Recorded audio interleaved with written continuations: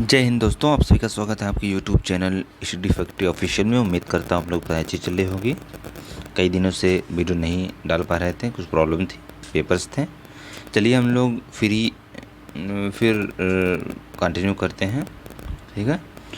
ये DIS का full test है, फुल टेस्ट नंबर 6 है। इसको आज हम लोग देखेंगे। ठीक है। आप लोग क्वेश्चन का आंसर भी कमेंट में दे सकते हैं। ठीक है। तो चलिए हम लोग बिना देरी करते हुए शुरू करते हैं। इसके पहले हम लोगों ने कई फुल टेस्ट कर लिया है, आप लोग जाकर देख सकते हैं। और टेलीग्राम पर इसका PDF भी पड़ा है, वहाँ से डाउनलोड कर सकते हैं। चलिए हम लोग शुरू करते हैं। पहला क्वेश्चन है निम्नलिखित कथनों पर विचार करें। All India trade union Congress की स्थापना 1920 ईस्वी में लखनऊ में हुई थी। इस संगठन में सर्वप्रथम विभाजन 1929 ईस्वी में हुआ था, जब इसका अधिवेशन नागपुर में जवाहरलाल नेहरू की अध्यक्षता में हुआ था। उपरोक्त में से सही कथन का चयन कीजिए। पहला सही है, दूसरा सही है, पहला दूसरा दोनों सही है, न एक न दो। तो इसमें से कौन सा सही हो जाएगा? इसमें से ऑप्शन नंबर बी, केवल दूसरा सही हो जाएगा। All India trade union Congress की स्थापना 1920 में हुई थी। ये मुंबई में हुई थी, ना कि लखनऊ में। मुंबई में हुई थी, इसलिए पहला ऑप्शन गलत है। ठीक है। इसके संस्थापक MN जोशी तथा प्रथम अध्यक्ष लाला लाजपत राय थे। MN जोशी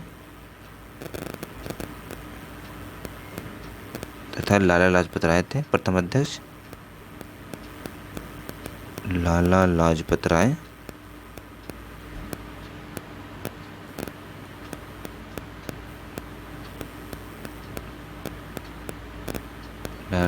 जी थे।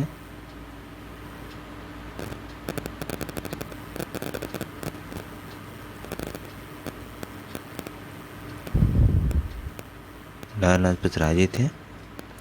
इस संगठन का प्रथम विभाजन 1929 में हुआ था। ये ऑप्शन नंबर दूसरा सही है। ठीक है। अगला क्वेश्चन देखते हैं। निम्नलिखित युग्मों में से कौन सही सुमेलित नहीं है, पूछा है। एक तरफ दिया हुआ है विद्रोह, दूसरी तरफ दिया हुआ है प्रारंभ वर्ष। तो सबसे पहले देखते हैं, पावना विद्रोह कब हुआ था? 1873 में। पावना विद्रोह 1873 में हुआ था, बंगाल के पावना जिले में। नील विद्रोह कब हुआ था? नील विद्रोह 1859-60 में, बंगाल के नादिया जिले में, गोविंदपुर गांव में। ये भी बंगाल में हुआ था। तीसरा है दक्कन विद्रोह। यह जो है 1877 में नहीं, 1875 में हुआ था। 1875 में हुआ था, महाराष्ट्र में हुआ था। और बिचौलिया आंदोलन जो है ये 1913 ईस्वी में हुआ था। बिचौलिया आंदोलन ये मेवाड़ में हुआ था 1913 में। तो पूछा है कौन सा ही सुमेलित नहीं है, यही ऑप्शन नंबर सी सही हो जाएगा। अगला है, निम्नलिखित घटनाओं पर विचार कीजिए। क्रिप्स मिशन, भारत छोड़ो आंदोलन, व्यक्तिगत सत्याग्रह, अगस्त प्रस्ताव, उनके घटनाओं का सही कालक्रम में व्यवस्थित कीजिए। तो चलिए मिलाते हैं। सबसे पहले देखते हैं क्रिप्स मिशन कब आया था? ये 1992 में आया था। क्रिप्स मिशन जो है ये 1942 में आया था। क्रिप्स मिशन जो है 1942 में आया था, 1942 में। ठीक है। मार्च 1942 में। उसके बाद भारत छोड़ो आंदोलन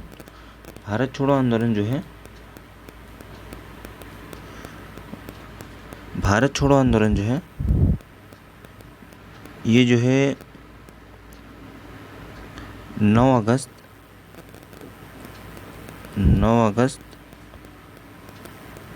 1942 को आया था। उसके बाद व्यक्तिगत सत्याग्रह देखते हैं। व्यक्तिगत सत्याग्रह जो है व्यक्तिगत सत्याग्रह ये 17 अक्टूबर 1940 को 17 अक्टूबर 1940 को आया था। उसके बाद अगस्त प्रस्ताव देखते हैं। अगस्त प्रस्ताव 8 अगस्त 1940 को आया था।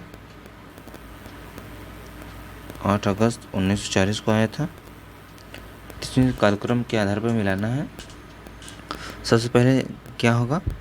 सबसे पहले अगस्त प्रस्ताव, फिर उसके बाद व्यक्तिगत सत्याग्रह, फिर उसके बाद कृषि मिशन 42 में, मार्च 42 में, फिर अगस्त में भारत छोड़ो आंदोलन। ऑप्शन नंबर बी सही हो जाएगा। अगला क्वेश्चन देखते हैं। निम्नलिखित कथनों में से कौन सा कथन सही नहीं है? कौन सा कथन सही नहीं है? परमाणु ऊर्जा आयोग की स्थापना 1948 ईस्वी में हुई थी। भारत का पहला परमाणु रिएक्टर 1956 में शुरू किया गया था। सामुदायिक विकास कार्यक्रम की शुरुआत 1952 में ईस्वी में हुई थी। थुम्बा में रॉकेट प्रक्षेपण केंद्र की स्थापना 1964 में हुई थी। तो इसमें पूछा है कौन सुमेलित नहीं है, तो ऑप्शन नंबर डी सही हो जाएगा। थुम्बा में रॉकेट प्रशिक्षण केंद्र की स्थापना 1964 में हुई थी। यही गलत है, यही गलत है।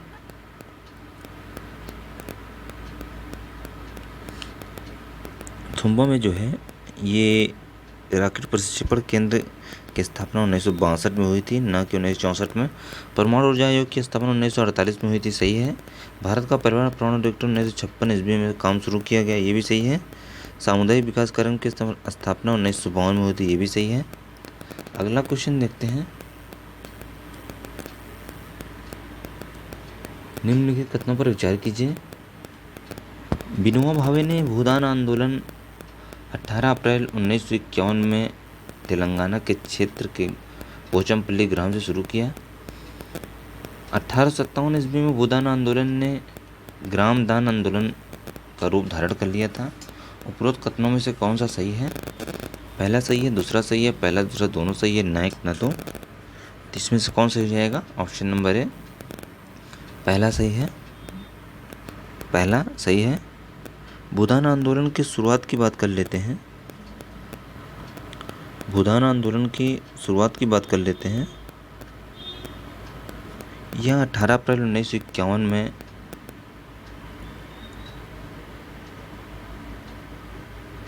शुरू किया गया था। उसके बाद भूदान आंदोलन ने ग्राम आंदोलन का रूप कब धारण किया?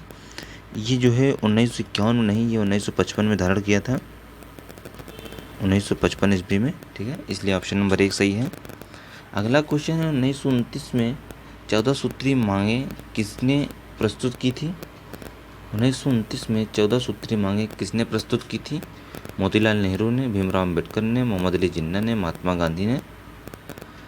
तो 14 सूत्री मांगें किसने प्रस्तुत की थी? मोहम्मद अली जिन्ना ने की थी। ऑप्शन नंबर सी से हो जाएगा। 1928 में जो नेहरू प्रस्ताव के विरोध में मोहम्मद अली जिन्ना ने 1929 में अपनी 14 सूत्री कार्यक्रम लाया था 1929 में। अगला है निम्नलिखित कथनों में से कौन सा कथन सही है? निम्नलिखित कथनों में से कौन सा कथन सही है? वेद समाज की स्थापना श्री धरालू नायडू ने की थी। प्रार्थना समाज की स्थापना आत्माराम पांडुरंग ने की थी। शारदा सदन की स्थापना पंडित रमाबाई ने की। राधा स्वामी आंदोलन की स्थापना शिव दयाल खत्री ने की। 1 2 3 सही है, 2 3 4 सही है, 1 3 4 सही है, 1 2 3 4 चारों सही है। इसमें से कौन सा सही जाएगा? ऑप्शन नंबर डी 1 2 3 4 चारों सही है। वेद समाज की स्थापना की बात कर लेते हैं। तो इसकी स्थापना जो है 1864 ईस्वी में हुई थी मद्रास में। प्रार्थना समाज की बात कर लेते हैं। तो प्रार्थना समाज की स्थापना 1867 में हुई थी मुंबई में आत्माराम पांडुरंग के द्वारा। शारदा सदन की स्थापना रमाबाई ने की थी। शारदा सदन की स्थापना रमाबाई ने की थी। कब की थी? 1889 में। 1889 में रमाबाई ने की थी मुंबई में। उसके बाद राधा स्वामी आंदोलन की स्थापना शिव दयाल खत्री ने की थी 1861 में, 1861 में, ठीक है। अगला क्वेश्चन है, निम्नलिखित कथनों पर विचार करें। निम्नलिखित कथनों पर विचार करें। कुव्वतुल इस्लाम मस्जिद भारतीय इस्लामी शैली में निर्मित प्रथम भवन है। इसका निर्माण कुतुबुद्दीन ऐबक ने पृथ्वीराज चौहान पर विजय पाने की स्मृति में करवाया था। उपरोक्त कथनों में से सही है, पहला सही है, दूसरा सही है, पहला दूसरा दोनों सही है, न एक न दो। तो इसमें से कौन सा सही हो जाएगा? ऑप्शन नंबर सी, पहला दूसरा दोनों सही है, पहला दूसरा दोनों सही है। अगला क्वेश्चन देखते हैं, कूट दिया हुआ है। अभिकथन क्या कहता है? बलबन ने सुल्तान के पद को सीधा ईश्वर से संबंध रखते हुए एक दैवी दायित्व बताया। कारण क्या है?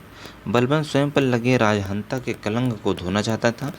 ए आर दोनों से ही आर्य की व्याख्या करता है, ए आर दोनों से ही आर्य की व्याख्या नहीं करता। ए सही है, आर गलत है, ए गलत है, आर सही है। इसमें से कौन सही है? ऑप्शन नंबर ए आर दोनों से ही आर्य की व्याख्या करता है। बलबन ने सुल्तान के पद को सीधा ईश्वर से संबंध करते हुए एक दैवी दायित्व बताया था और वह स्वयं पर लगे राजहंस के कलंक को धोना चाहता था, इसीलिए कहा था, बताया था। अगला क्वेश्चन है, निम्नलिखित कथनों में से कौन सा कथन सही नहीं है? तुगलककालीन भवनों में अलंकरण और भव्यता के स्थान पर सादगी व गंभीरता का पर विशेष बल दिया गया है। तुगलक काल वास्तुकला की प्रमुख विशेषता ढलवा दीवारें थी। गयासुद्दीन तुगलक का मकबरा अष्टभुजी है। सिकंदर लोधी के मकबरे में दोहरे गुंबद का प्रयोग किया गया है। इसमें से पूछा कौन सही नहीं है? तो ऑप्शन नंबर सी सही नहीं है, बाकी सभी सही हैं। पहला भी सही है, दूसरा भी सही है, चौथा भी सही है। गयासुद्दीन तुगलक का मकबरा अष्टभुजाकार नहीं है। गयासुद्दीन तुगलक का मकबरा अष्टभुजाकार नहीं है, ये पंचभुजाकार है, पंचभुजी है, ठीक है। अगला है, निम्नलिखित कथनों में से कौन सा कथन सही नहीं है? विजयनगर की राजभाषा तेलुगु थी। बहमनी राज्य की राजभाषा फारसी थी। विजयनगर के शासक वेंकट द्वितीय का स्पेन के शासक फिलिप तृतीय से सीधा पत्र व्यवहार होता था। देवराज द्वितीय ने विष्णुचित्त की उपाधि धारण की थी। 1 2 सही है, 2 3 सही है, 2 4 सही है, 1 4 सही है। इसमें से कौन सही हो जाएगा? ऑप्शन नंबर सी, 2 और 4 सही है, 2 और 4 सही है, 2 और 4 सही है। इसमें पूछा कौन सही नहीं है? 2 और 4 सही नहीं है, बाकी सभी सही है। विजयनगर की राजभाषा तेलुगु थी। विजयनगर के शासक वेंकट द्वितीय का स्पेन के फिलिप तृतीय सीधा पत्र व्यवहार होता था। बहमनी राज्य की राजभाषा फारसी नहीं थी। बहमनी राज्य की राजभाषा मराठी थी, मराठी थी। और उसके बाद देवराज द्वितीय ने विष्णुचित्त की उपाधि धारण नहीं की थी। देवराज द्वितीय ने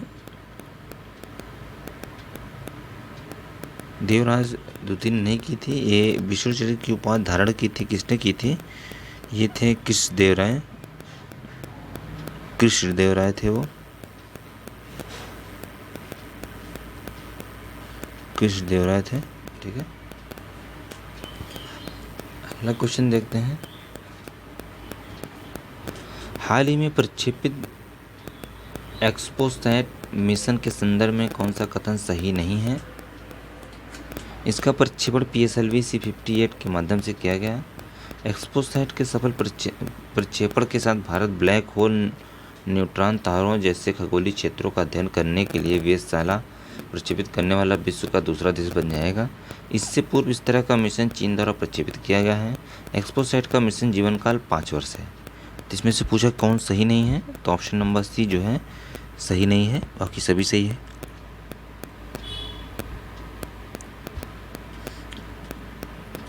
अगला क्वेश्चन है, हाल ही में खोजे गए नए उपग्रह के कारण कौन सा ऐसा ग्रह है जिसके उपग्रह की संख्या 100 या उससे अधिक हो गई है? बृहस्पति, शनि, अरुण, मंगल। तो कौन सा ग्रह है? वह है शनि। अगला क्वेश्चन है, पुराणों के संदर्भ में निम्नलिखित कथनों में से विचार कीजिए। पुराणों के संकलनकर्ता महर्षि लोमहर्ष तथा उनके पुत्र उग्रश्रवा माने जाते हैं। पुराणों की संख्या 18 मानी जाती है। मत्स्य पुराण सबसे प्राचीन पुराण है। पुराणों में प्राचीन राजवंशों का वर्णन मिलता है। 1 2 3 सही है, 2 3 4 सही है, 1 3 4 सही है, 1 2 3 4 चारों सही है। तो इसमें से कौन सही जाएगा? ऑप्शन नंबर डी, 1 2 3 4 चारों सही है। अगला क्वेश्चन है, हाल ही में जारी बुनियादी पशुपालन संघ की रिपोर्ट 2023 के अनुसार निम्नलिखित में से कौन सा कथन सही नहीं है? दूध उत्पादन में उत्तर प्रदेश प्रथम स्थान पर है। सर्वाधिक अंडा उत्पादन में आंध्र प्रदेश प्रथम है। सर्वाधिक मांस उत्पादन में बिहार प्रथम है। कुल ऊन उत्पादन में राजस्थान प्रथम है। पूछा है कौन सही नहीं है, तो कौन सही नहीं है? ऑप्शन नंबर सी सही नहीं है। मांस उत्पादन में बिहार नहीं है। मांस उत्पादन में प्रथम स्थान उत्तर प्रदेश का है। उत्तर प्रदेश का है। बाकी दूध उत्पादन में उत्तर प्रदेश प्रथम है। सर्वाधिक अंडा उत्पादन में आंध्र प्रदेश प्रथम है। कुल ऊन उत्पादन में राजस्थान प्रथम है। अगला क्वेश्चन है, निम्नलिखित कथनों पर विचार कीजिए। टीबी एक जीवाणु जनित रोग है। टीबी एक जीवाणु जनित रोग है। वैश्विक टीबी रिपोर्ट 2023 के अनुसार 2022 में विश्व के कुल टीबी के मामलों में 30% भारत में पाए गए हैं। उपरोक्त कथनों में से कौन सा सही है? पहला सही है, दूसरा सही है, पहला दूसरा दोनों सही है, न एक न दो। तो कौन सही है? ऑप्शन नंबर ए सही है। टीबी एक जीवाणु जनित रोग है। टीबी एक जीवाणु जनित रोग है। 2022-23 के अनुसार 2022 में विश्व के कुल टीबी के मामले भारत में जो है 27% पाए गए हैं, ना कि 30%। 27% पाए गए हैं, ठीक है, इसलिए केवल एक सही है। अगला है, नीचे कुछ प्राचीन राज्यों की सूची दी गई है। पहला है कोसल, वज्ज, मगध, शाक्य। उपरोक्त में से कौन से गणराज्य प्रशासन की राजतंत्र पद्धति के अनुसरण नहीं करते थे?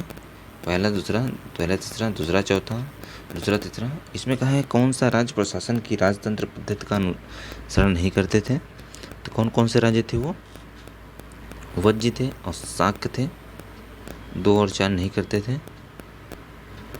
वज्ज और शाक्य दोनों जो है 6ठी शताब्दी में गणराज्य थे, जबकि कोसल और मगध ये राजतंत्र थे।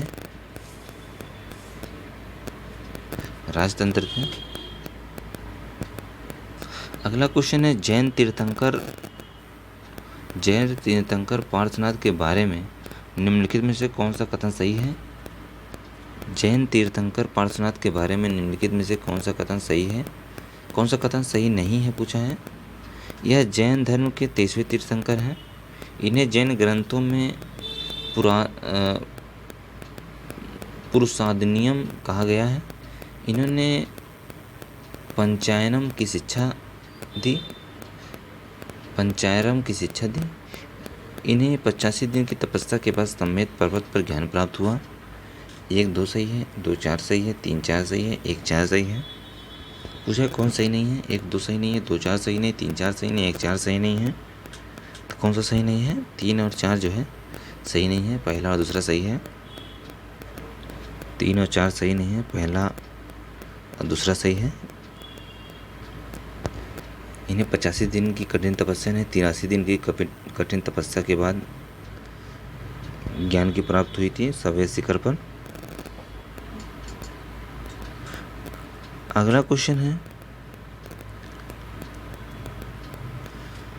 निम्नलिखित में से किस ग्रंथ में चंद्रगुप्त मौर्य को नंद वंश के शासक घनानंद का पुत्र बताया गया है? चंद्रगुप्त मौर्य को नंद वंश के शासक घनानंद का पुत्र बताया गया है। बृहत कथा मंजरी, कथा सरितसागर, इंडिका, मुद्रा राक्षस। किसमें बताया गया है? मुद्रा राक्षस में बताया गया है। मुद्रा राक्षस को लिखा किसने था? विशाखा दत्त ने लिखा था। विशाखा दत्त ने लिखा था, ठीक है।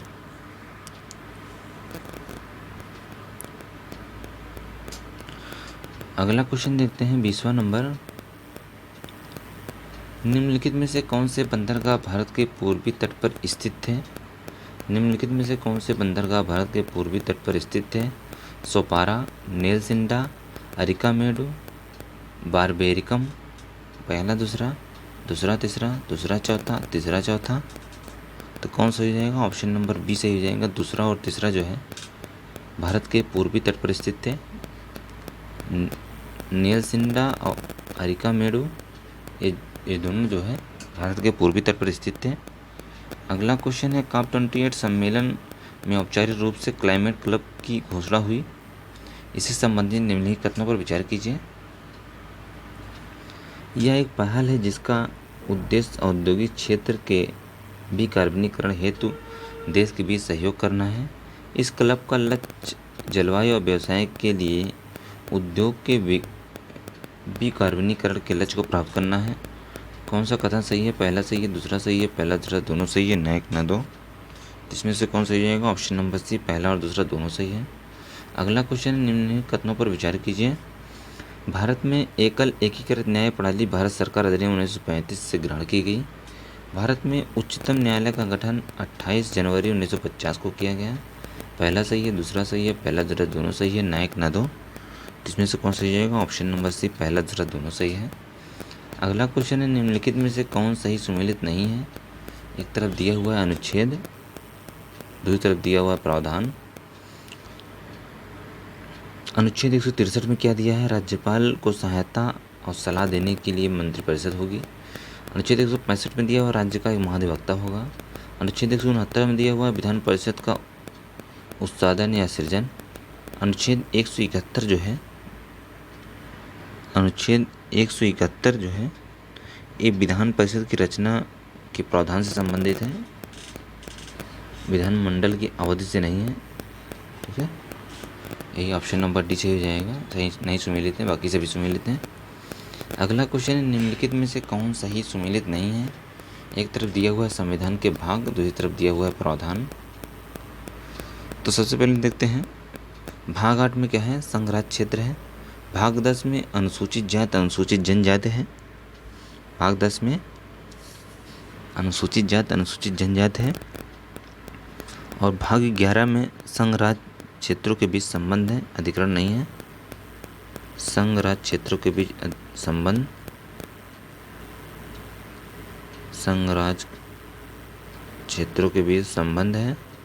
भाग 17 है राजभाषा, भाग 17 है राजभाषा। अगला क्वेश्चन देखते हैं, अधिकरण की बात कर लेते हैं। अधिकरण जो है ये भाग 14 का में है, 14 का में है। अगला है भारत शासन अधिनियम 1919 में निम्नलिखित में से कौन सा प्रावधान सम्मिलित नहीं है? इस अधिनियम में पहली बार देश में द्विसदनीय व्यवस्था प्रारंभ की गई। इसके द्वारा पहली बार प्रत्यक्ष निर्वाचन व्यवस्था प्रारंभ की गई। इस कानून ने लंदन में भारत के उच्चायुक्त के कार्यालय का सृजन किया। आज के वायसराय के कार्यकारी परिषद में 5 सदस्य भारतीय हो सकते थे। 5 सदस्य भारतीय हो सकते थे। पूछा है कौन प्रावधान सम्मिलित नहीं है, तो कौन सा नहीं सम्मिलित है? यही ऑप्शन नंबर डी सही है, यही नहीं सम्मिलित है। कार्यकारी में जो है 6 सदस्य होते थे, 5 नहीं होते, 6 सदस्य होते थे, जिसमें से केवल 3 भारतीय होता था, 3 भारतीय हो सकते थे। अगला क्वेश्चन है, निम्नलिखित में से कौन सा यौगिक मानव शरीर में संग्रहित नहीं रहता है? मानव शरीर में संग्रहित नहीं रहता है। ग्लाइकोजन, एमिनो, वसा, टोकोफेरॉल। तो कौन नहीं रहता है? वो एमिनो अम्ल नहीं रहता है। फेफड़ों में गैसीय विनिमय का स्थल है। फेफड़ों में गैसीय विनिमय का स्थल है ट्रैकियोलस, बाक्यूलस, पल्मोनरी सिराएं,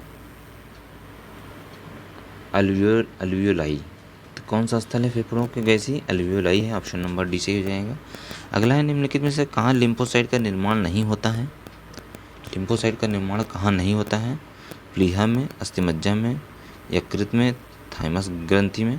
तो कहाँ नहीं होता है? ऑप्शन नंबर सी सही जाएगा, यकृत में नहीं होता है। अगला है, निम्नलिखित में से कौन सा एक मादा हार्मोन्स नहीं है? कौन सा एक मादा हार्मोन्स नहीं है? Oestrogen, progesterone, testosterone, relaxin. तो तो कौन सा सही जाएगा? ऑप्शन नंबर सी, टेस्टोस्टेरोन जो है मादा हार्मोन्स नहीं है। ऑप्शन नंबर सी सही जाएगा। अगला क्वेश्चन देखते हैं। अभिकथन दिया हुआ है, कारण दिया हुआ है। अभिकथन दिया हुआ है और कारण दिया हुआ है। अभिकथन क्या कहता है? विटामिन सी शरीर में भंडारित नहीं रह सकता है। कारण क्या है? विटामिन सी जल में विलय होता है। ए आर दोनों से ही आर की व्याख्या करता है। ए आर दोनों से आर की व्याख्या नहीं करता है। ए सही, आर गलत है, ए गलत है, आर सही है। तो इसमें से कौन सा हो जाएगा? ऑप्शन नंबर ए आर दोनों से आर की व्याख्या करता है। ए आर दोनों से आर की व्याख्या करता है। अगला क्वेश्चन है, श्वसन क्रिया में वायु के कौन से घटक की मात्रा अपरिवर्तित रहती है? श्वसन क्रिया में वायु के कौन से घटक की मात्रा अपरिवर्तित रहती है? जलवाष्प, नाइट्रोजन, ऑक्सीजन, कार्बन डाइऑक्साइड। किसकी रहती है? ऑप्शन नंबर बी, नाइट्रोजन की। निम्नलिखित युग्मों में से कौन सही सुमेलित है? निम्नलिखित युग्मों में से कौन सही सुमेलित है? राइबोसोम्स प्रोटीन की फैक्ट्री, माइटोकॉन्ड्रिया कोशिका का पावर हाउस, लाइसोसोम आत्मघाती थैली। उपयुक्त में से सभी सही है। अगला है, निम्नलिखित में से कौन सा एक नाइट्रोजन स्थिरीकरण करने वाले जीव नहीं है? नाइट्रोजन स्थिरीकरण करने वाले जीव नहीं है। एजोडोबैक्टर, नीलहरित शैवाल, माइकोराइजा, नोस्टाक। तो कौन से नहीं है? माइकोराइजा नहीं है। अगला है, निम्नलिखित में से कौन सही सुमेलित नहीं है? एक तरफ कांग्रेस अधिवेशन दिया हुआ है, दूसरी तरफ अध्यक्ष दिया हुआ है। तो लखनऊ अधिवेशन 1936 जवाहरलाल नेहरू की अध्यक्षता में, इलाहाबाद अधिवेशन 1910 विलियम बेडरबन की अध्यक्षता में, व्योमचंद बनर्जी नहीं थे। मेरठ 1946 में जेबी कृपलानी, बनारस 1905 गोपाल कृष्ण गोखले। लखनऊ में जो हुआ था ये सर विलियम बेडरबन की अध्यक्षता में, विलियम बेडरबन की अध्यक्षता में हुआ था। अगला क्वेश्चन देखते हैं। अब एक तरफ अभिलेख है, दूसरी तरफ स्थान दिया हुआ है, मिलाना है। तो इंदौर में क्या मिला था? इंदौर में जो है, इंदौर ताम्रपत्र कहाँ मिला था? बुलंदशहर में मिला था। भीतरी स्तंभ लेख ये गाजीपुर में, कहोम स्तंभ लेख ये गोरखपुर में, गढ़वा स्तंभ लेख प्रयागराज में मिला था। तो कौन सा ऑप्शन सही जाएगा? ऑप्शन नंबर सी सही जाएगा। दूसरा, पहला, चौथा, तीसरा।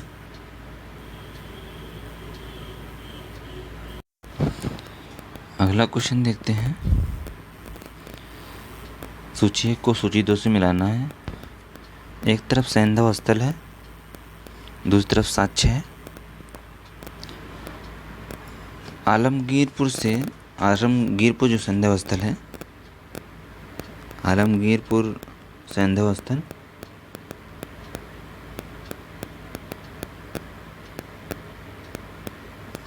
ये जो है यहाँ से मिला था सूती कपड़े। हुलास से क्या मिला था? हुलास से जो है खेती, गेहूं की खेती। सनौली से क्या मिला था? सनौली से ये जुड़वा बंदरगाह। मांडी से क्या मिला था? मांडी से सर्वाधिक स्वर्ण सिक्के। तो कौन सा ऑप्शन सही हो जाएगा? ऑप्शन नंबर बी सही हो जाएगा। 4, 1, 3, 2। अगला क्वेश्चन है, निम्नलिखित में से कौन सा सही सुमेलित नहीं है?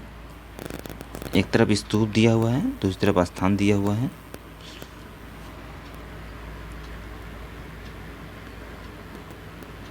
धमेक स्तूप जो है ये प्रयागराज में नहीं है, सारनाथ में है। चौखंडी स्तूप बनारस में, रामाभर स्तूप कुशीनगर में, बरवा सिद्धार्थनगर में। तो ऑप्शन नंबर ए सही हो जाएगा। राजकीय जैन संग्रहालय स्थित है। राजकीय जैन संग्रहालय कहाँ स्थित है? मथुरा में है। अगला क्वेश्चन देखते हैं। उत्तर प्रदेश में लोक नृत्य जिसका संबंध ब्रज क्षेत्र से है, कौन सा है? ख्याल लोक नृत्य, धोबिया लोक नृत्य, चरकुला, धीवर। कौन सा लोक नृत्य है वो है चरकुला लोक नृत्य। ख्याल लोक नृत्य की बात कर लेते हैं। बुंदेलखंड क्षेत्र से संबंधित है, बुंदेलखंड क्षेत्र से।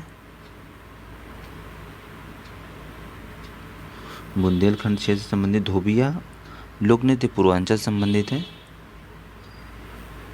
पूर्वांचल से संबंधित है। धीवर की बात कर लेते हैं। धीवर जो है, धीवर भी पूर्वांचल संबंधित है, धीवर भी पूर्वांचल संबंधित है। अगला है निम्नलिखित में से सूची 1 को सूची 2 से फिर मिलाना है। एक तरफ उत्सव दिया हुआ है, दूसरी तरफ स्थान है।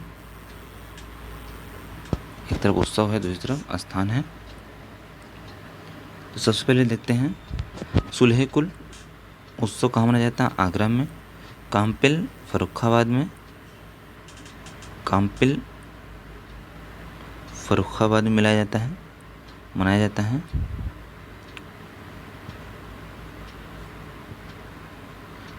काम्पिल जो है फर्रुखाबाद मनाया जाता है।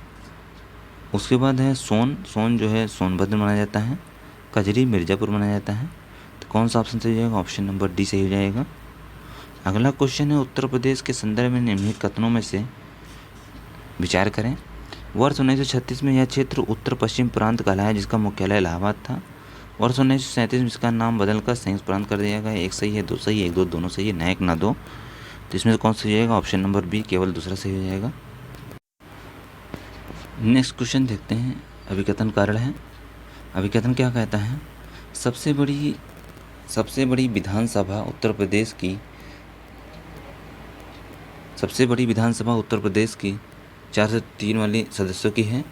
कारण क्या है? राज्य की विधानसभा में 500 से अधिक और 40 से कम सदस्य नहीं होंगे। ए आर दोनों से आर की व्याख्या करता है। ए आर दोनों से आर की व्याख्या नहीं करता। ए सही, आर गलत है, ए गलत है, आर सही है। तो इसमें कौन सा हो जाएगा? ऑप्शन नंबर सी। ए सही है परंतु आर गलत है। ए सही है परंतु आर गलत है। आर क्यों गलत है? इसमें कहा गया है, अनुच्छेद 170 में कहा गया है कि प्रत्येक राज्य की विधानसभा में अधिक से अधिक 500 सीटें होंगी और कम से कम 60 सीटें होंगी। ठीक है। अगला क्वेश्चन है भारत की आवाज़ या तूतीय हिंद किसे कहा गया? भारत की आवाज़ या तूतीय हिंद किसे कहा गया? संत कबीर को, अमीर खुसरो को, कालिदास को, तुलसीदास को। किसे कहा गया था? अमीर खुसरो को कहा गया था। इनका जन्म जो है पटियाली कासगंज में हुआ था। अगला क्वेश्चन है निम्नलिखित अधिनियमों में से किस एक के द्वारा विधवा विवाह को वैध मान लिया गया तथा उसे उत्पन्न बालक को वैध घोषित किया गया? विधवा पुनर्विवाह अधिनियम 1956, विधवा पुनर्विवाह अधिनियम 1954, विधवा पुनर्विवाह अधिनियम 1900, विधवा पुनर्विवाह अधिनियम 1856, विधवा पुनर्विवाह अधिनियम 1854, विधवा पुनर्विवाह अधिनियम 1829, विधवा पुनर्विवाह अधिनियम 1831। तो किसमें वैध घोषित किया गया था? विधवा पुनर्विवाह अधिनियम 1856 में। ऑप्शन नंबर ए सही हो जाएगा। अगला क्वेश्चन है अभिकथन दिया हुआ है, कारण दिया हुआ है। अभिकथन क्या कहता है? मध्यकाल में संगीत पर संस्कृत में लिखी गई अनेक पुस्तकों का फारसी में अनुवाद किया गया। कारण क्या है? आरंभिक चिश्ती सूफी संगीत सभाओं में समा कहा जाता था के शौकीन थे। ए आर दोनों से आर की व्याख्या करता है, ए आर दोनों से आर की व्याख्या नहीं करता। ए सही, आर गलत है, ए गलत है, आर सही है। तो कौन सा जाएगा? Option number B, A R दोनों से आर की व्याख्या नहीं करता। अगला क्वेश्चन देखते हैं निम्नलिखित में से कौन सा कर्नाटक युद्ध का कारण था? यूरोप में ऑस्ट्रिया के उत्तराधिकार का प्रश्न, अंग्रेज और फ्रांसीसी में अमेरिका में औपनिवेशिक विस्तार हेतु संघर्ष, अंग्रेजियों एवं फ्रांसीसियों का भारत में व्यापारिक स्वामित्व, उपयुक्त में से सभी। तो कौन सा कारण था? उपयुक्त में से सभी। कर्नाटक का प्रथम युद्ध जो है 1746 से 48 के बीच हुआ था। 48 के बीच हुआ था अंग्रेज और फ्रांसीसियों के मध्य। अगला क्वेश्चन देखते हैं सूची 1 को सूची 2 से मिलाना है। एक तरफ दिया हुआ निर्जाति समूह, एक तरफ दिया हुआ देश। तो चलिए मिलाते हैं। यहूदी निर्जाति समूह किस देश में? इजराइल में। टेडा जो है ये लीबिया में पाया जाता है। बेजा जो है मिस्र में पाए जाते हैं। लुर ईरान में पाए जाते हैं। तो कौन सा सही हो जाएगा? Option number D, 4 3 1 2। अगला है पानीपत पानीपत के तृतीय युद्ध के समय मराठा पेशवा कौन थे? पानीपत का तृतीय युद्ध जो है 14 जनवरी 1761 के बीच हुआ था, अहमद शाह अब्दाली मराठों के बीच। तो कौन थे? बालाजी बाजीराव थे। ऑप्शन नंबर बी सही हो जाएगा। विली विली क्या है? एक प्रकार का वृक्ष शीतोष्णकटिबंध में उगता है, एक प्रकार की हवा जो मरुस्थल में चलती है। उत्तर पश्चिमी ऑस्ट्रेलिया का उष्णकटिबंधीय चक्रवात लक्षद्वीप समूह के निकट समानता पाई जाने वाली मछली की एक प्रकार। तो कौन सा सही है? Willy willy. विली विली उत्तर पश्चिमी ऑस्ट्रेलिया का उष्णकटिबंधीय चक्रवात है। ऑप्शन नंबर सी सही हो जाएगा। अगला है निम्नलिखित में से निम्नलिखित युद्धों को कालक्रम में व्यवस्थित कीजिए। निम्नलिखित युद्धों को कालक्रम में व्यवस्थित कीजिए। प्रथम आंग्ल मैसूर युद्ध कब हुआ था? ये 1766 से 69 के बीच हुआ था। प्रथम आंग्ल सिख युद्ध कब हुआ था? 1775 से 82 के बीच हुआ था। फिर आंग्ल मराठा युद्ध कब हुआ था? आंग्ल मराठा युद्ध जो है 1775-1782 के बीच हुआ था। और आंग्ल सिख युद्ध कब हुआ था? आंग्ल सिख युद्ध 1845 से 46 के बीच हुआ था। 45 से 46 के बीच हुआ था। तो कौन सा सही हो जाएगा? Option number C. एक सबसे पहले प्रथम आंग्ल मैसूर युद्ध, उसके बाद प्रथम आंग्ल मराठा युद्ध, उसके बाद प्रथम आंग्ल सिख युद्ध। ऑप्शन नंबर सी सही हो जाएगा। ठीक है,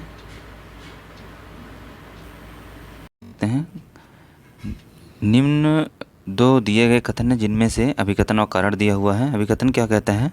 स्वेज नहर बनने से भारत की पश्चिमी देशों से दूरी कम हो गई है। कारण उसका क्या है? स्वेज नहर भूमध्य सागर को लाल सागर से जोड़ती है। ए आर दोनों सही है, आर ए की व्याख्या करता है। ए आर दोनों से आर ए की व्याख्या नहीं करता।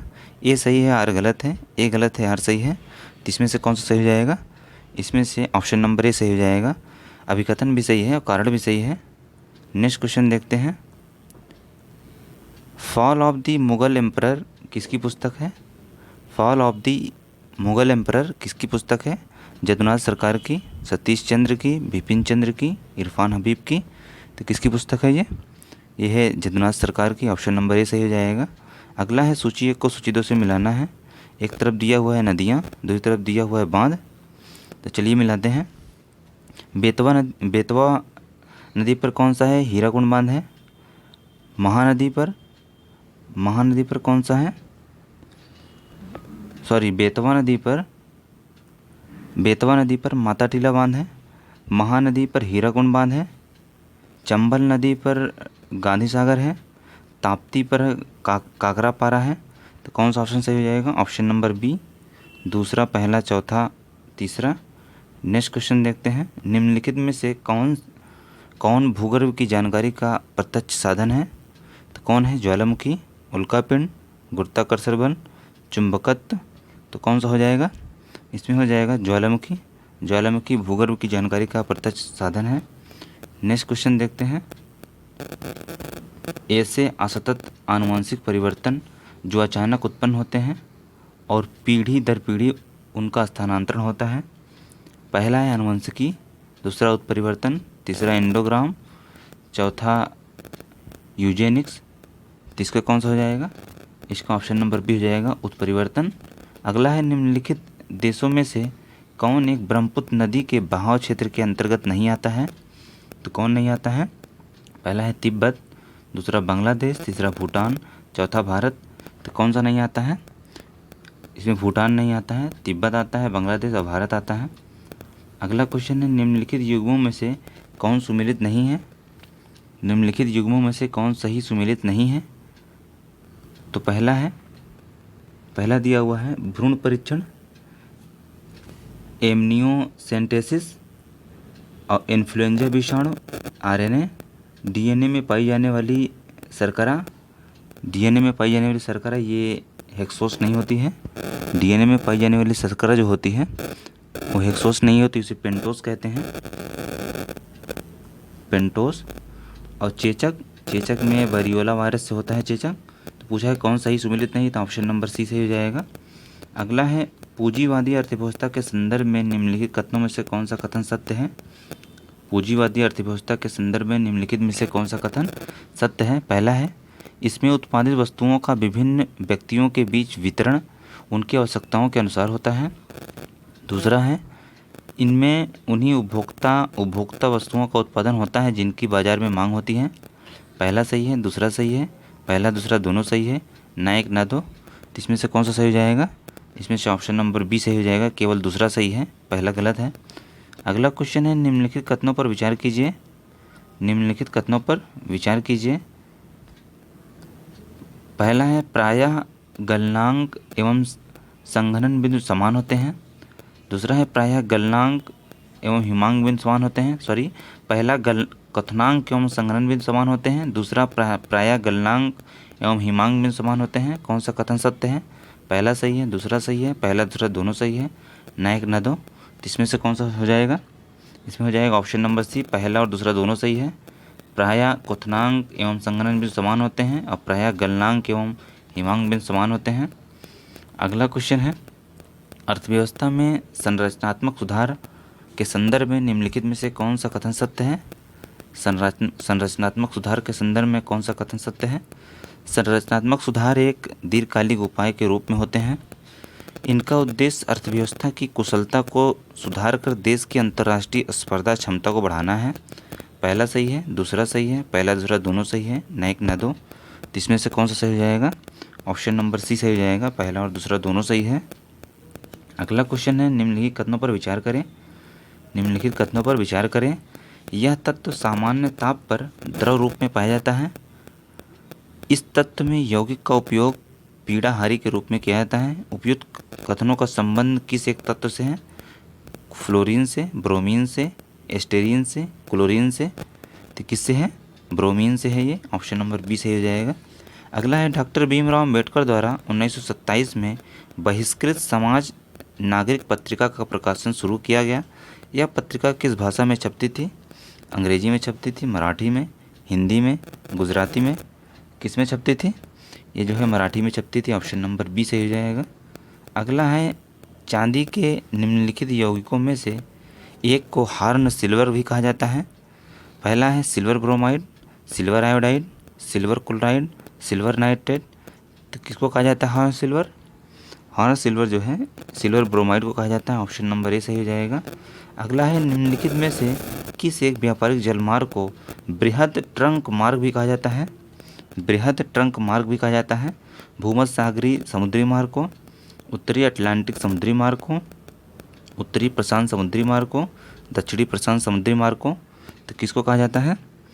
उत्तरी अटलांटिक समुद्री मार्ग कहा जाता है। ऑप्शन नंबर बी सही हो जाएगा। अगला क्वेश्चन देखते हैं, 65 नंबर क्या कहता है? निम्नलिखित में से नील गाय का वैज्ञानिक नाम है। नील गाय का वैज्ञानिक नाम है गेजेला बेनिट्टी, इक्कस हेमियोनस, बेसोलायफ, ट्रैगोकेमेलस। उपरोक्त में से कोई नहीं। तो कौन सा है नील गाय का वैज्ञानिक नाम? ये जो है बेसोलाफस ट्रैगोकेमेलस है। और ये गजेला पट्टी, ये जो है चिंकारा का वैज्ञानिक नाम है। चिंकारा का वैज्ञानिक नाम है। इक्कस हेमिनियस जो है ये एशियाई जंगली गधा का वैज्ञानिक नाम है। जंगली गधा का वैज्ञानिक नाम है। ठीक है। अगला क्वेश्चन है, मैक्सिको की खाड़ी में स्थित तेल के कुओं से अमेरिका के उत्तर पूर्वी राज्यों में तेल के परिवहन हेतु किस एक पाइपलाइन का प्रयोग किया जाता है?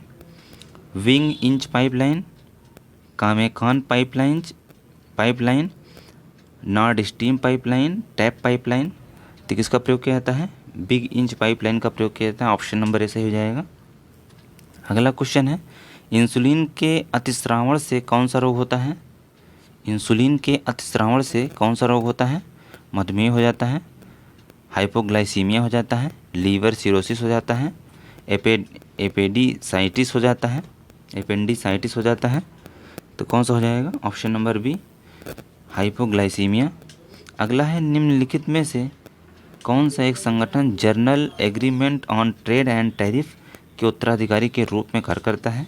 विश्व व्यापार संगठन, IMF, एशियन डेवलपमेंट बैंक, संयुक्त राष्ट्र संघ। तो कौन कार्य करता है? वो जो है विश्व व्यापार संगठन WTO वर्ल्ड ट्रेड ऑर्गेनाइजेशन।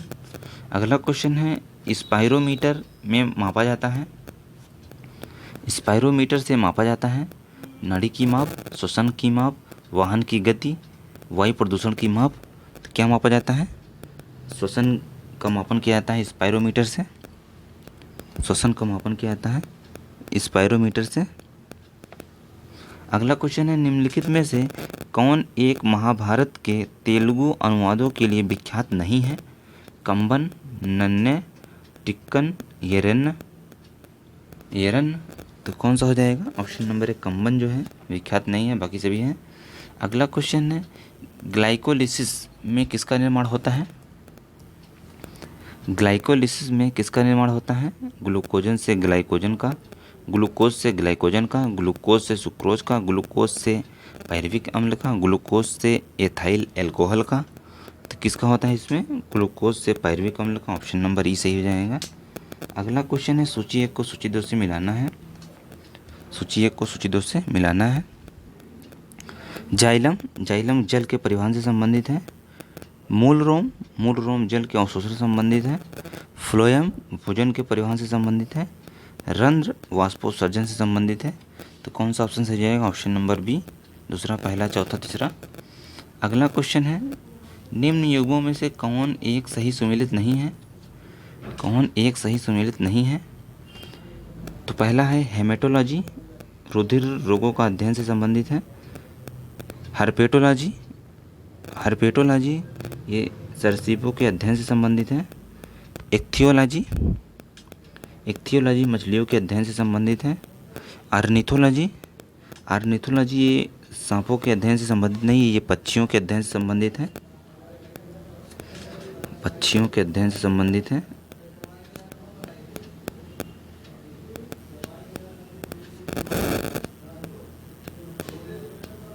पक्षियों के अध्ययन से संबंधित है, ठीक है। और सर्पों का अध्ययन कहाँ किया जाता है? सर्पों का अध्ययन जो है ये आफियोलॉजी है।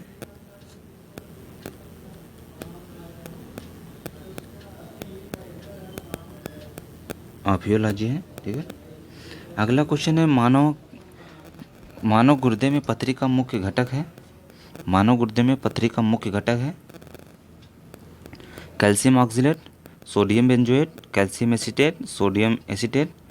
73वें में पूछा था कौन सुमेलित नहीं है, तो कौन सुमेलित नहीं था? डी वाला सुमेलित नहीं था, बाकी सभी सुमेलित थे, ठीक है। मानव गुर्दे में पथरी का मुख्य घटक क्या है? तो क्या हो जाएगा? सोडियम ऑक्सलेट हो जाएगा, ऑप्शन नंबर है। अगला क्वेश्चन है निम्नलिखित में से किस एक अनुच्छेद के अंतर्गत केंद्रीय प्रशासनिक अधिकरण के निर्णयों को भारत के सर्वोच्च न्यायालय में चुनौती दी जा सकती है? केंद्रीय प्रशासनिक अधिकरण के निर्णयों को भारत के सर्वोच्च न्यायालय में चुनौती दी जा सकती है। तो किस अनुच्छेद में है वो? अनुच्छेद 223A के अंतर्गत, 224 के अंतर्गत, 243 गा के अंतर्गत, 243 के अंतर्गत, 343 के अंतर्गत। तो किसके अंतर्गत हो जाता है? 323A के अंतर्गत हो जाएगा, का के अंतर्गत। अगला क्वेश्चन है पश्चिम बंगाल और बिहार के कुछ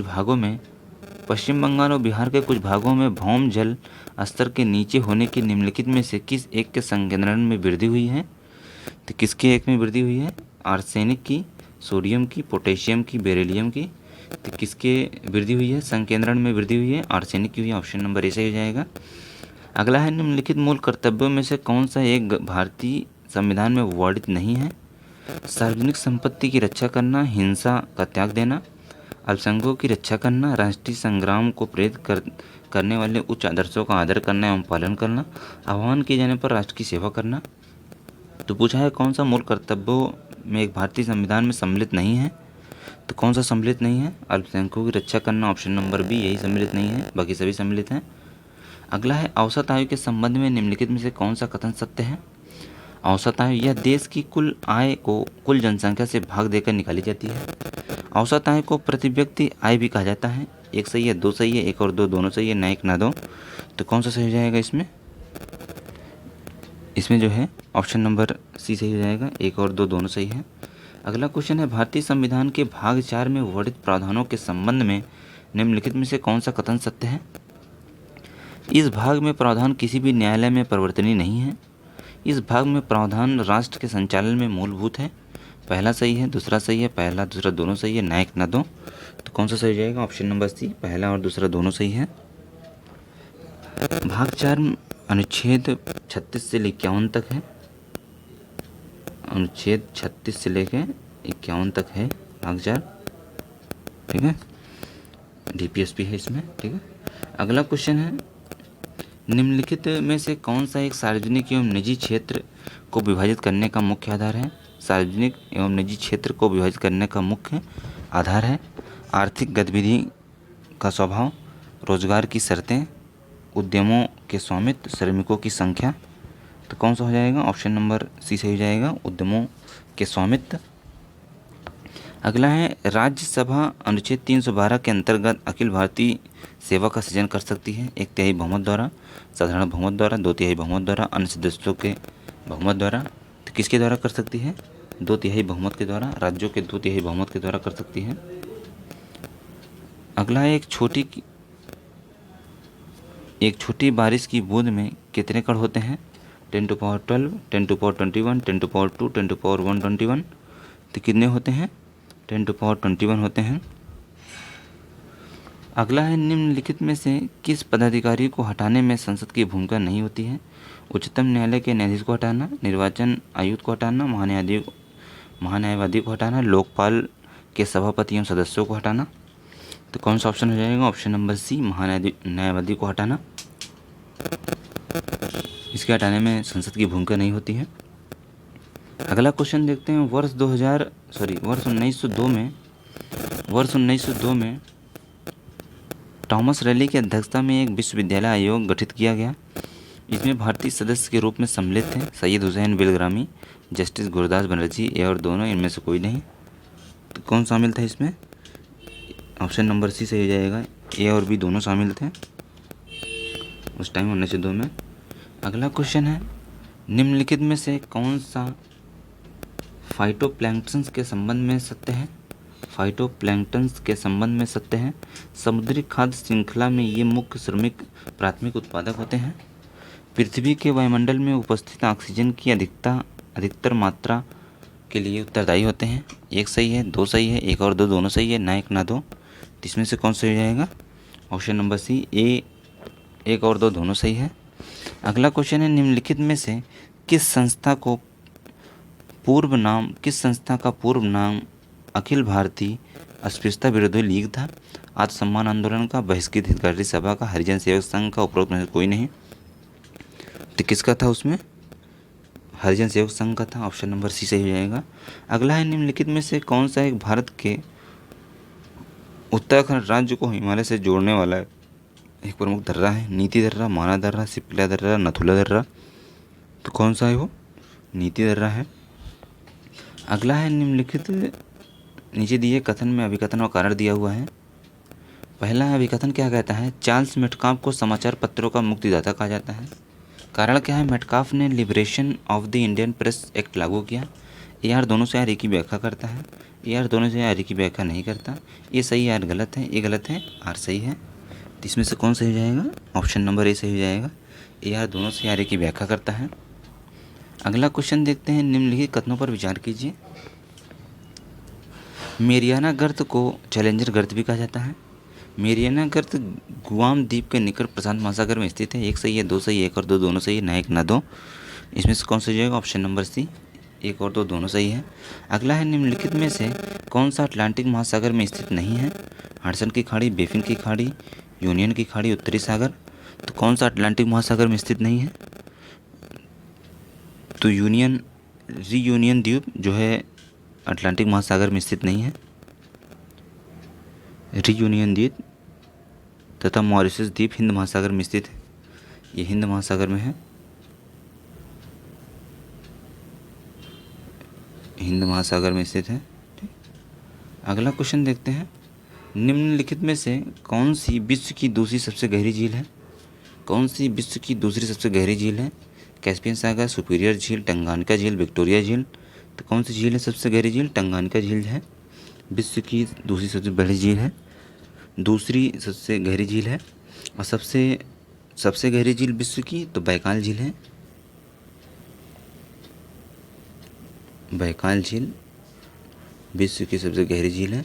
अगला है सूची 1 को सूची 2 से मिलाना है। एक तरफ दिया हुआ है सामान्य नाम, दूसरी तरफ दिया हुआ है वैज्ञानिक नाम। तो चलिए मिलाते हैं। चीता, चीता का वैज्ञानिक नाम क्या है? एसिनोसिस जुबेटस। शेर का वैज्ञानिक नाम क्या है? Panthera leo. बरगद का वैज्ञानिक नाम क्या है? फिकस बेगालेसिस। कपास का गॉसिपियम हर्च्यूप्स। तो कौन सा ऑप्शन सही हो जाएगा? ऑप्शन नंबर बी सही हो जाएगा, 2 4 1 3। अगला क्वेश्चन देखते हैं 93 नंबर। निम्नलिखित में से कौन सही सुमेलित नहीं है पूछा है। एक तरफ रोग दिया हुआ है, दूसरी तरफ जीवाणु रोगाणु दिया हुआ है। कौन सुमेलित नहीं है पूछा है। काली खांसी हीमोफीलियस परट्यूसिस से होता है। तपेदिक रोग माइक्रोबैक्टीरियम ट्यूबरकुलिसम से होता है। निद्रालु व्याधि ये ट्रेपोनीमा पेडिलियम से नहीं होता है। ये जो होता है ट्रेपोलीमा ब्रुसाई से होता है। काला ज्वर लेसमेनिया डोनोबोनाई से होता है। तो पहला भी सही है, दूसरा भी सही है, चौथा भी सही है, तीसरा ऑप्शन नंबर सी जो है ये गलत है।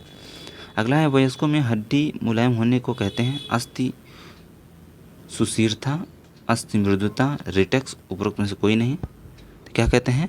अस्थि मृदुता कहते हैं। ऑप्शन नंबर बी सही हो जाएगा। अगला है सूची 1 को सूची 2 से मिलाना है। एक तरफ विटामिन है, दूसरी तरफ रासायनिक नाम है। विटामिन है, रासायनिक नाम है। विटामिन B1 का रासायनिक नाम थायमीन। विटामिन B3 का रासायनिक नाम नियासिन। विटामिन B5 का रासायनिक नाम पैंथेइक अम्ल। विटामिन B7 का नियासिन। तो कौन सा ऑप्शन हो जाएगा? ऑप्शन नंबर ए सही हो जाएगा। विटामिन का एक ट्रिक है, रथ एक toffee. Vitamin A, vitamin B, vitamin C, vitamin D, vitamin E, vitamin F. ठीक। आर से ए स्कर्बिक अम्ल, था से थायमीन, विटामिन बी, ए रथ एक टॉफ़ी। ABCDEF। अगला क्वेश्चन है निम्नलिखित में कौन सही सुमेलित है। एक तरफ दिया हुआ है फल, दूसरी तरफ दिया हुआ है खाने योग्य भाग। तो कौन सा खाने योग्य भाग होता है इसका? नाशपाती का खाने योग्य भाग पुष्पासन होता है। और काजू का खाने योग्य भाग बीज पत्र होता है, भ्रूण प्रोच नहीं, बीज पत्र होता है।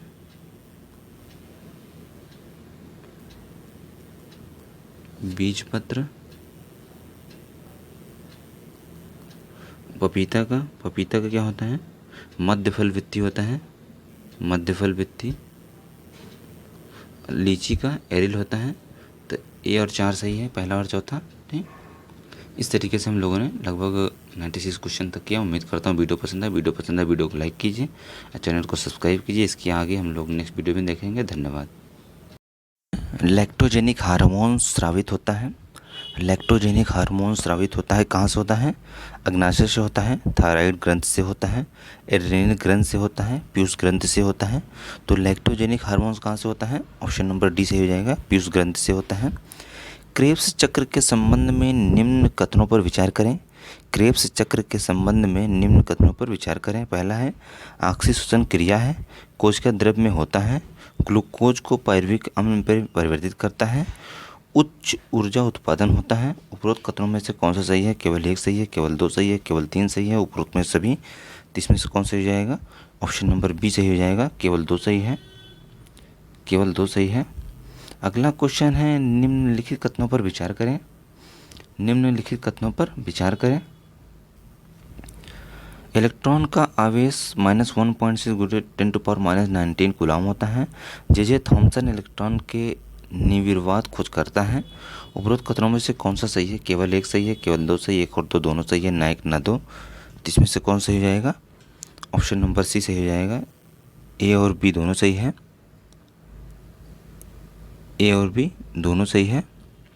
अगला क्वेश्चन है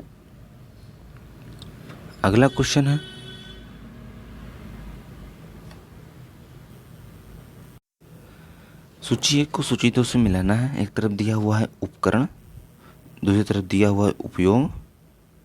एक तरफ दिया हुआ है उपकरण, दूसरी तरफ दिया हुआ है उपयोग। तो चलिए मिलाते हैं।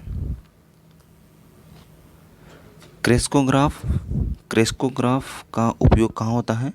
क्रेस्कोग्राफ का उपयोग पौधों की वृद्धि में। एक्टिनोमीटर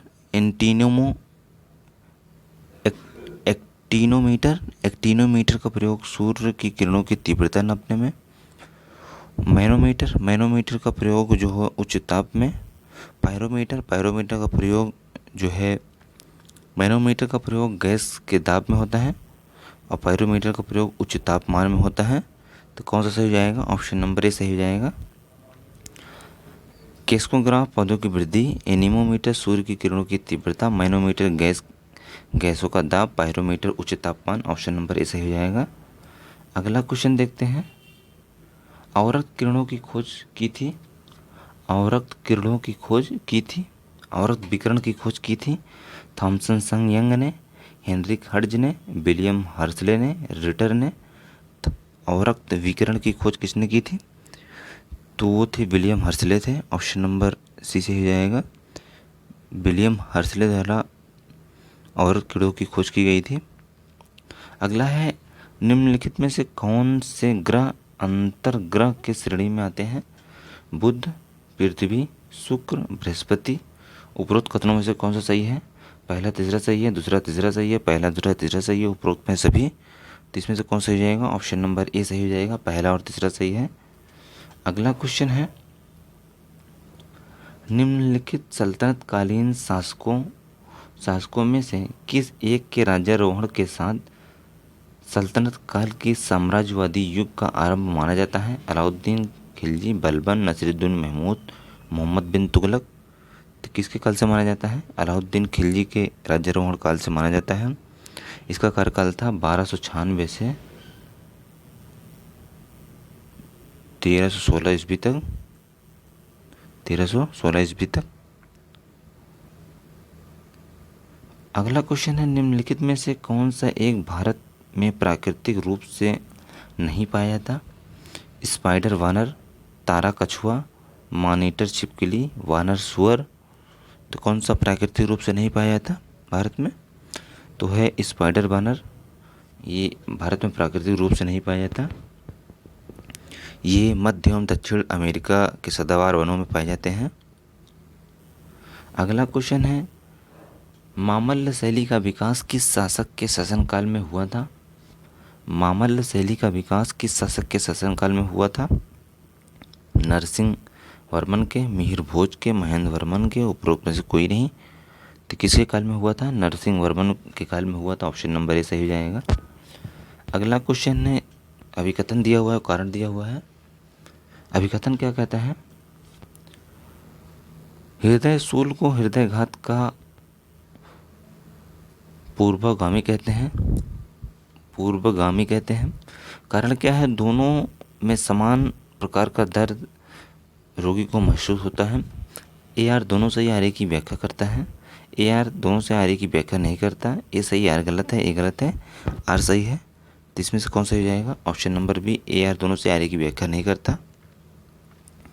अगला क्वेश्चन है, भारत की सबसे ऊंचाई पर अवस्थित निम्नलिखित में से कौन सी झील है? सबसे ऊंचाई पर अवस्थित निम्नलिखित में से कौन सी झील है?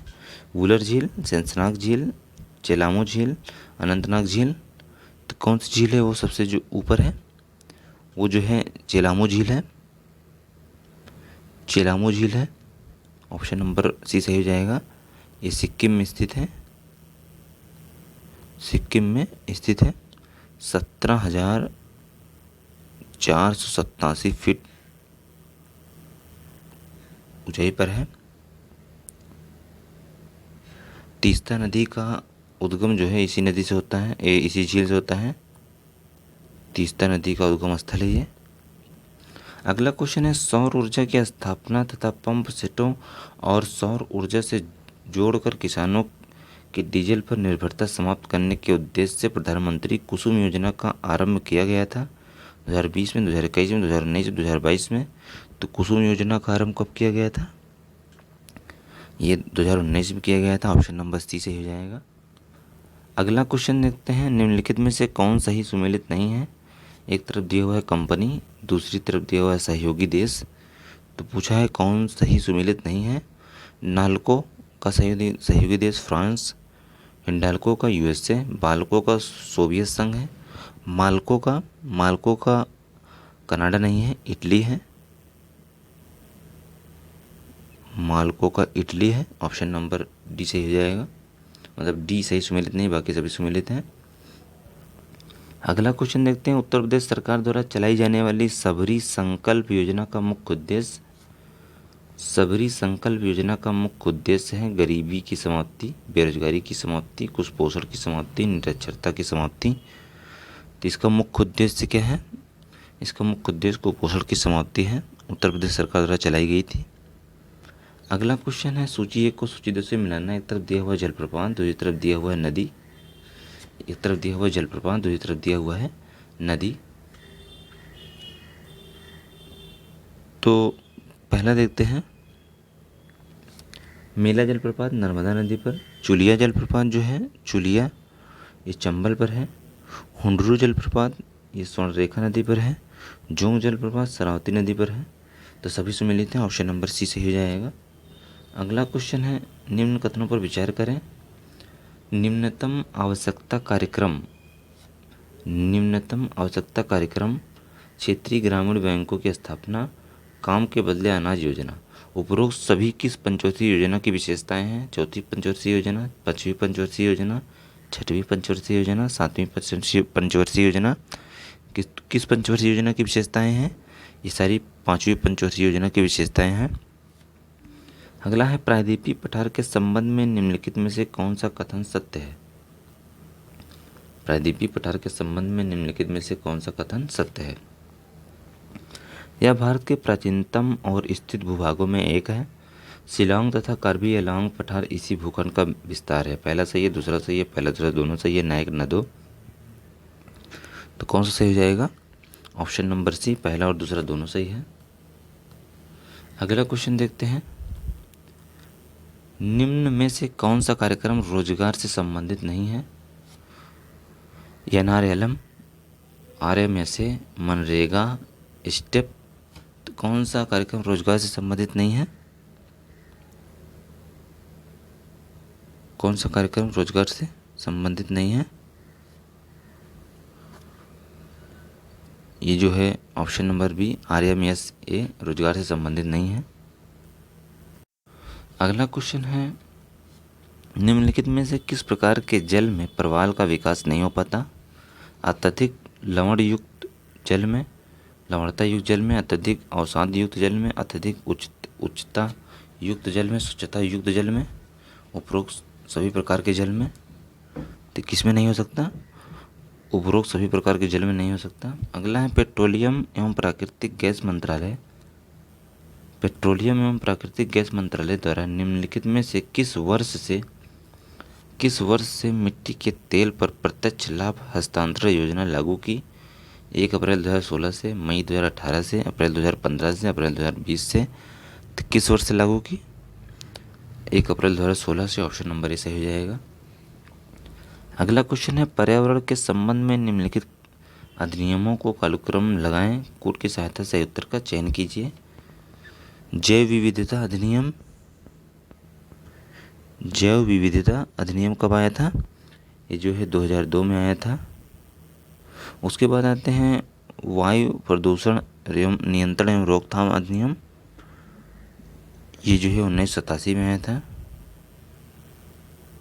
उसके बाद आते हैं वन संरक्षण अधिनियम, वन संरक्षण अधिनियम 1980 में आया था। उसके बाद आते हैं वन्य जीव संरक्षण अधिनियम, वन्य जीव संरक्षण अधिनियम 1972 में। तो कूट में मिलाना है, तो चौथा, तीसरा, दूसरा, पहला, ऑप्शन नंबर बी सही हो जाएगा। अगला क्वेश्चन देखते हैं, डिजिटल इंडिया कार्यक्रम कब लॉन्च किया गया? डिजिटल इंडिया कार्यक्रम कब लॉन्च किया गया? 2004 में, सॉरी 2014 में, 2015 में, 2016 में, 2018 में। तो डिजिटल इंडिया कार्यक्रम जो है 2015 में लॉन्च किया गया था। 2015 में लॉन्च किया गया था। निम्नलिखित में से कौन एक ब्रह्मपुत्र की सहायक नदी नहीं है? ब्रह्मपुत्र की सहायक नदी नहीं है। कपिली, जियारब, रेली, लोहित, मंजीरा। तो कौन सी नहीं है? मंजीरा जो है नहीं है। मंजीरा ब्रह्मपुत्र की सहायक नदी नहीं है। ये गोदावरी की सहायक है। गोदावरी की सहायक नदी है। ठीक है, अगला क्वेश्चन देखते हैं। मृदा योजना की किस श्रेणी के तहत 50,000 से 5 लाख तक का ऋण प्रदान किया जाता है? मृदा श्रेणी के तहत 50,000 से 5 लाख रुपए तक ऋण प्रदान किया जाता है। शिशु श्रेणी, किशोर श्रेणी, तरुण श्रेणी, वृद्ध श्रेणी। तो किस श्रेणी के तहत प्रदान किया जाता है? किशोर श्रेणी के तहत प्रदान किया जाता है। ऑप्शन नंबर बी सही हो जाएगा। अगला क्वेश्चन है, निम्नलिखित में से कौन सा एक प्रमुख तांबा उत्पादक क्षेत्र नहीं है? चंद्रपुर महाराष्ट्र, खेतरी राजस्थान, कोटागांव छत्तीसगढ़, हासन कर्नाटक। तो कौन सा नहीं है? कौन सा नहीं है?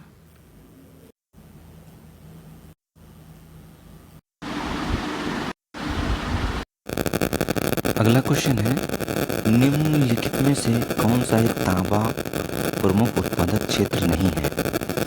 तो चंद्रपुर महाराष्ट्र, खेतरी राजस्थान, कोटागांव छत्तीसगढ़, हासन कर्नाटक। तो कौन सा नहीं है? वो कोटागांव छत्तीसगढ़ नहीं है।